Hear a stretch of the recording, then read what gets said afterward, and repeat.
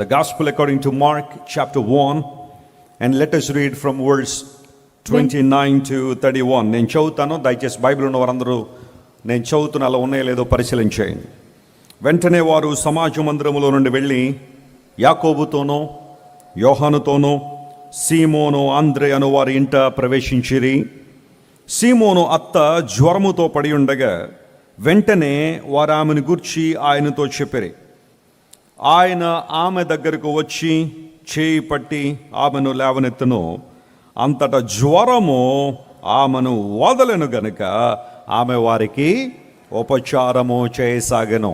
దేవుని పరిశుద్ధ నామానికి మహిమ కలుగును గాక. ప్రభు ఇంటిలో ప్రవేశించగానే వెంటనే ఆమెను గురించి ఆయనతో చెప్పారు. వెంటనే అనే మాట అర్థం ఏంటో తెలుసా? Seeking God's help instantly.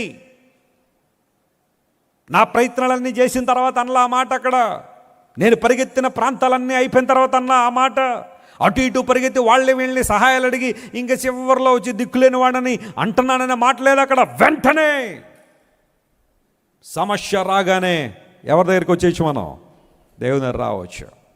Don't put Jesus in the last place. ప్రభువుని చివరిలో ట్రై చేద్దాం అనుకోకండి. Try him first, put him first. మొదట ఆయన్ను వెతకండి, ఆయన వెంబడించండి. వెంటనే అనే మాట నాకు చాలా ఇష్టం.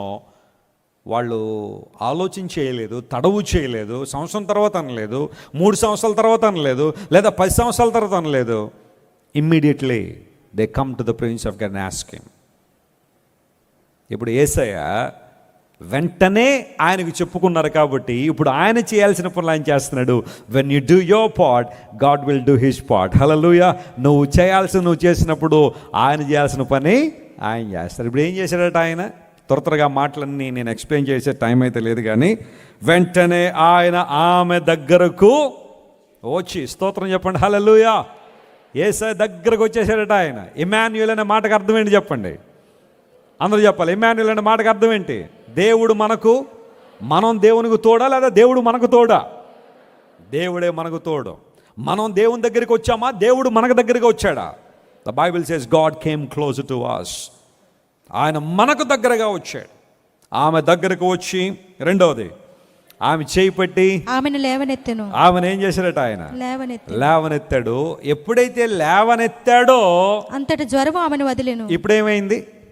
ఇప్పుడు జ్వరం పోయిన తర్వాత లేవనెత్తాడా? లేవనెత్తాక జ్వరం పోయిందా? ఎస్. దేవుడు ఏది చేయాలనుకుంటాడో అది మొదట చేస్తాడు. ఆయన కన్సర్న్ ఏంటో తెలుసా? ముందు మనల్ని ఏం చేయాలని? లేవనెత్తాలని ఆశిస్తున్నాడు. అక్కడి నుంచి ఇంకా అద్భుతాలు వరుసగా. జ్వరం పోయింది, ఆ తర్వాత అందరికి ఏం చేస్తుంది? ఆమె ఉపచారం చేస్తుంది, యాక్టివ్నెస్ వచ్చింది. ఇక్కడ కీ ఏంటంటే ముందు నువ్వు లేవనెత్తబడడం, తర్వాత ఆశీర్వాదాలన్నీ ఒకదాని తర్వాత ఒకటి ఏమవుతూ ఉంటాయి? వస్తూనే ఉంటాయి. They will follow you. లేవనెత్తిన దేవుడు. 145వ కీర్తన, త్వరగా 145వ కీర్తన 14వ చరణం. యెహోవా పడిపోవారందరినీ ఉద్ధరించువాడు, కృంగిపోయిన వారందరినీ లేవనెత్తువాడు. చాలండి. ఇక్కడ రాయబడిన మాట పడిపోవారందరినీ ఏం చేశారట ఆయన? ఉద్ధరించడం అంటే అర్థం ఏంటి? చాలాసార్లు చెప్తున్నాను కదా. కొంతమంది అడుగుతుంటారు కదా, ఏం ఉద్ధరించావని. హైదరాబాద్ వెళ్ళి ఏం ఉద్ధరించావు అంటారు కదా. బెంగళూరు వెళ్ళి ఏం ఉద్ధరించావు, దుబాయ్ వెళ్ళి ఏం ఉద్ధరించావు. ఉద్ధరించడం అంటే లేవనెత్తబడ్డం, ఉన్నత స్థానానికి రావడం. పడిపోయిన వారందరినీ దేవుడు ఏం చేశారట? ఆయన ఉద్ధరించువాడు. ఆయన వారందరికీ ఉన్నతమైన అనుభవాలతో నింపి వారు లేవనెత్తుతున్నాడని. ఇదే మాట మరొక్క మాట 113వ కీర్తన 8వ వచనం కూడా మనం చదివితే దానిలో ఆ మాట కూడా ఉంచండి. ఆ మాట చదువుకుని ముగింపు ప్రార్థన చేసుకుందాం. 113వ కీర్తన 8వ వచనం. ఆయన నేల నుండి దరిద్రులను లేవనెత్తువాడు, పెంట కుప్ప మీద నుండి పేదలను ఏం చేస్తాడు? ఆయన పైకెత్తువాడు. స్తోత్రం చెప్దాం, హల్లెలూయా. నేల పడి ఉన్న దరిద్రులను యేసు ప్రభు ఏం చేశారట? ఆయన లేవనెత్తాడు. ఎంతమంది సాక్ష్యాలు చెప్పగలరు ఈరోజు? ఒకప్పుడు మన బ్రతుకులకి ఇప్పుడు మన బ్రతుకులకి ఎంత తేడా, ఎంత వ్యత్యాసం. దేవుడు మనందరినీ లేవనెత్తాడు కాబట్టే ఈరోజు అనేక మందికి ఎలా ఉన్నాం? మనం ఆశీర్వాదకారకులుగా ఉన్నాం. అనేక మంది దీవెనకరంగా ప్రభు మనల్ని చేశాడు. నేను ఎంతోమంది గురించి సాక్ష్యాలు చెప్పగలను. మన సంఘంలోనే ఒకప్పుడు ఎందుకు పనికిరాని స్థితిలో, ఇంక వీళ్ళ జీవితం ముగింపులోకి వచ్చేసిందేమో, ఈ కుటుంబం అంతా ముగింపులోకి వచ్చేసిందేమో అన్న ఆ కుటుంబాలను దేవుడు ఈరోజు లేవనెత్తి ఆశీర్వదించి తన మహిమతో నింపి తన కార్యాల కోసం వారిని వాడుకుంటున్నాడు. కారణం ఏంటో తెలుసా? యేసయ్య వారిని ఏం చేశారు చెప్పండి? లేవనెత్తిన దేవుడు. ఆయన లేవనెత్తిన దేవుడు. అప్పుడు మాకు ల్యాండ్ లైన్ ఉన్న రోజులు అవి. ఒక వైట్ ఫోన్ ఉండేది మాకు, landline. I can remember 1997లోనే ఎప్పుడో మాకు ఫోన్ వచ్చింది ల్యాండ్ లైన్లో. రాజమండ్రిలో కూడా కొన్ని ఫోన్లే ఉండేవి. చాలామంది అక్కడక్కడ వేయించుకునేటప్పుడు కొన్ని ఫోన్లు కనెక్షన్స్ ఇచ్చేవారు. ఒకరోజు 3 గంటలకు ఫోన్ వచ్చింది. ఆ రోజు మాకు ఉన్న ల్యాండ్ లైన్ ఫోన్ ఎంత గొప్పది అంటే, రింగ్ అయితే 3 వీధులు అనబడేది. అది అంత గట్టిగా ఉండేది సౌండ్. మా నాన్నగారు ఫోన్ లిఫ్ట్ చేయగానే మార్నింగ్ 3 o'clockకి, పాస్టర్ గారు అర్జెంటుగా మీరు మా ఇంటికి రావాలండి. టైం చూస్తే 3. మా నాన్నగారు ఎప్పుడో 12 గంటలకి మీటింగ్లకి వెళ్ళి వచ్చి పడుకునేవారు. అప్పుడు ఇప్పుడు అంతే, రోజు ఎక్కడో చోట మీటింగ్ పెట్టడమే, వాకింగ్ చెప్పడమే. మా నాన్నగారికి ఆ రోజు వాకింగ్ చెప్పకపోతే నిద్రపడదేమో అనిపిస్తుంది ఒక్కోసారి. అలాంటి సేవ. ఎక్కడికో వెళ్ళి 12 గంటలకు పడుకున్నారు, 3 గంటల ఫోన్, మీరు అర్జెంటుగా మీరు మా ఇంటికి రాకపోతే చాలా భయంకర పరిస్థితులు ఉన్నాయండి అని. గబగబ మా నాన్నగారు షర్ట్ వేసుకున్నప్పుడు మాకు బజాజ్ చేతకు ఉండేది. ఆ చేతకు మీద మా అమ్మగారు మా తండ్రి గారు వెళ్ళేసరికి ఇంట్లో 2 భార్య భర్తలు ఎలా ఉన్నారంటే, 1 నిమిషం లేట్ అయ్యి ఉంటే దేవుని సేవకుల ఇంటికి వెళ్ళడం, 1 minute లేట్ అయిన ఉంటే 2 శవాలు ఉండేవి ఆ ఇంట్లో. వారి ముఖ రూపాలు కావచ్చు, ఆమె జుట్టు విరగబోసుకుని కిరసనాల డబ్బాలు పట్టుకుని, ఇంకా ఆ ఫైట్ రష్యా యుక్రెయిన్ కన్నా దారుణంగా ఉందన్నమాట.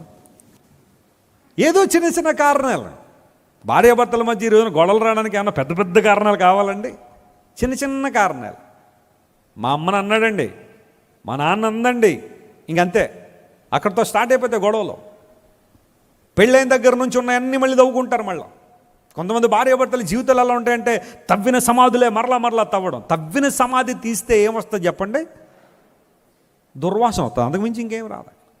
గతాన్ని తవ్వి మరలా ఆ గొడవలు పెట్టుకుని భయంకరంగా ఇద్దరు కూడా చచ్చిపోవడం రెడీగా ఉన్న కుటుంబం. దైవజనులు ఇంట్లో అడుగుపెట్టారు, ఇద్దరిని కూర్చోబెట్టి మాట్లాడి. కొన్నిసార్లు సేవకులుగా మాకున్న ప్రాబ్లమ్స్ ఎలా ఉంటాయంటే, భర్త తరపు మాట్లాడితే ఎవరు శత్రువులు అయిపోతాం. మీరు ఎప్పుడు ఆయన వైపే మాట్లాడతారండి. మీరు నాకు తెలిసిన మీరు అందరూ ఒకటే అంటదా. పోనీ ఎలా అంటుందని చెప్పి ఇటు నిలబడి, బాబు కొంచెం జాగ్రత్త చూసుకోవా, మీరు ఎప్పుడు నా భార్య పక్షానే మాట్లాడతారు, మీరు నా బాధలు అర్థం చేసుకోండి. ఆయన వెడవమంటే పాము కోపం, పట్టుకోమంటే కప్ప కోపంలాగా ఉంటుంది మా పరిస్థితి కొన్నిసార్లు. విచిత్రం చెప్పమంటారా, కొంతమంది భార్య భర్తల కౌన్సిలింగ్లో అటు ఇటు దెబ్బలు అడుగుని ఆఖరికి వాళ్ళిద్దరూ మాతో మాట్లాడడం మానేస్తారు. వాళ్ళు ఇప్పుడు వాళ్ళిద్దరూ బాగానే ఉంటారు, మళ్ళీ వాళ్ళకి శత్రువులు ఎవరంటే మేము అనమాట. కలపడానికి ప్రయత్నం చేస్తాం కదా, ఆ తర్వాత కలిసి వాళ్ళిద్దరు బాగానే ఉంటారు. కానీ సేవకులతో మాట్లాడడానికి మళ్ళీ కొంతమందికి ఇష్టం ఉండదు. బట్ ఓకే, దేవుడిచ్చిన బాధ్యతలు కొన్ని ఉంటాయి. కష్టమైన ఇబ్బంది, నా బాధ్యతలు చేయాల్సిందే కదా. ఎవరు ద్వేషించినా, మెచ్చుకున్నా, మెచ్చుకోకపోయినా, ఆ తర్వాత కాలంలో మళ్ళీ వాళ్ళు ప్రయోజనకరంగా ఉన్నా ఉండకపోయినా, సంఘానికి వచ్చినా రాకపోయినా, ఆ రోజు దేవుడు మాకు పని అప్పచెప్పాడంటే ఆ పని చేయాల్సిందే. హల్లెలూయా. ఈరోజు వీళ్ళిద్దరిని కలిపితే రేపు పొద్దున వాళ్ళిద్దరూ మాకు బాగా ఉపయోగకరంగా ఉంటారని ఎప్పుడు ప్రతిఫలం ఆశించి ఎప్పుడు చేయం దేవుని సేవ. ఆ రోజు దేవుడు చేయమంటాడా, చేయడం అంతే. అదే నేర్చుకున్నాం సేవలో. భార్య వదలని కూర్చోబెట్టి దేవుని మాటలు చెప్పారు. దేవుడు ఆ కుటుంబాన్ని కట్టాడు ప్రియులారా. ఎంతగా కట్టాడు అంటే, ఆ కుటుంబాన్ని ఆ రోజు దేవుడు నిలబెట్టిన దగ్గర నుండి ఈ రోజు వరకు కూడా ఎన్నో దేవుని ఆశీర్వాదాలు చూస్తూనే ఉన్నారు. దేవుని నామమున స్తోత్రం కలుగునుగాక. 2 బిడ్డలు అనాథలు అయిపోవాల్సిన ఆ కుటుంబం, 2 బిడ్డలు అనాథలు అయిపోవాల్సిన ఆ కుటుంబం ఈ రోజు నా 2 బిడ్డలు కూడా ఉన్నతమైన ఉద్యోగాలు చేసుకుంటున్నారు. దేవుని కృపలో వరదిల్లుతున్నారు. దేవుని నామమున స్తోత్రం చెప్పండి. హల్లెలూయా. నా తల్లిదండ్రులు కట్టిన కుటుంబాలు అలాంటివి చాలా చాలా చాలా ఉన్నాయి. ఎందుకు మాట చెబుతున్నాను తెలుసా? దేవుడిచ్చిన కృప ఎంత గొప్పది అంటే, దరిద్రులను దేవుడు ఏం చేస్తాడు? ఆయన పడిన స్థితిలో లేవనెత్తి అనేక మందికి ఆశీర్వాదకరం చేస్తారు. This is your turn my friend. ఒకవేళ ఈ రోజు నువ్వు కూడా పడిపోయి ఉన్నావా? భక్తిహీనతతో, గర్వంతో, మూర్ఖ స్వభావంతో, మూర్ఖ ప్రవర్తనతో, అవిధేయతతో పడిపోయే స్థితిలో ఉంటే, యేసయ్యని ఇంట్లో ప్రవేశించడానికి ఇష్టపడుతున్నాడు. నువ్వు చేయాల్సిన పని ఏంటో తెలుసా? ఆయనతో చెప్పుకో, ఆయనతో మాట్లాడు. వెంటనే ఆయనతో చెప్పారు. యేసు ప్రభువు దగ్గరికి వచ్చాడు, చేయి పట్టుకున్నాడు, లేవనెత్తారు, జ్వరం వదిలేసింది. ఆ తర్వాత ఆమె ఏం చేయడం ప్రారంభించిందట? ఉపచారం. మీరు ఇంతవరకు విన్న దైవ సందేశం మరియు దేవుని సేవకులు చేసిన ప్రార్థన మీకు ఆశీర్వాదకరముగా ఉన్నదని విశ్వసించుచున్నాము. ఈ సందేశాన్ని మీ స్నేహితులకు, బంధువులకు షేర్ చేయండి. మీకు ఏదైనా ప్రార్థన అవసరత ఉన్నచో మా ఫోన్ నంబర్లకు కాల్ చేయండి. దేవుడు మిమ్మల్ని ప్రేరేపిస్తే విశ్వాసంతో సాగుచున్న ఈ పరిచర్యను ప్రోత్సహించండి. మరిన్ని వర్తమానాలు, పాటలు వినుటకు జాన్ వెస్లీ మినిస్ట్రీస్ అను మా యూట్యూబ్ ఛానల్ను సబ్స్క్రైబ్ చేసుకొనండి. ప్రభువైన యేసుక్రీస్తు కృప మీకు తోడైండును గాక.